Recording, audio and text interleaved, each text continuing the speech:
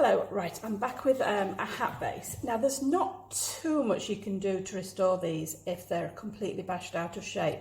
If you're lucky enough to have a Philip Tracy or something tucked away that you're trying to restore, don't give it to a professional. If you've got a much cheaper thing that you can't wear anyway but you're willing to take the gamble, then again we're back to the kettle. So I'm just going to bring this one up to temperature again, the kettle, sorry.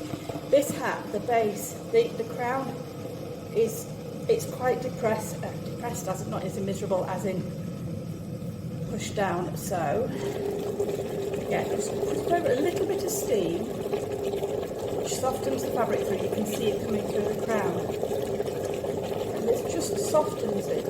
Right, just turn the kettle off. Right, now you have to be careful because it's very easy to get finger marks in it when you do this, which isn't what you want.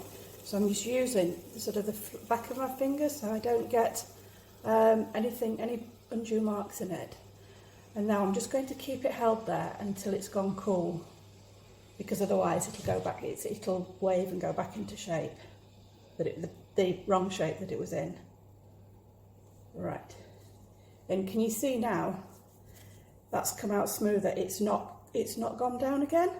So any minor squashes, I don't know if you'll be able to see that, but it's not as, there's a little bit more I can work on, but it's just lifted there. So just generally a little bit of steam. Don't use any fingers or anything that are going to poke any big dents into it, because it's quite soft and you'll struggle to get them out afterwards. And then just ease it into shape and keep it supported until it dries, because that's when it sets again.